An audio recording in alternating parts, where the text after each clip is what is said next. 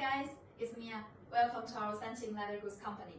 Today I will introduce you guys a magic material that can be made into bag, wallet, even hats or shoes we wear. Firstly, what's the cork? The cork is a material that grows as bark outside of the cork oak tree. The tree is no need to be cut, and the bark outside is removed. It will reborn naturally, maybe cost 8 to 10 years. So next, what's the advantage of cork? The whole world is protecting our environment, so the cork is an alternative material to plastic or leather. It's a sustainable and degradable material. There's no harm to the earth. So the most important part is how it can be used by Sunteam.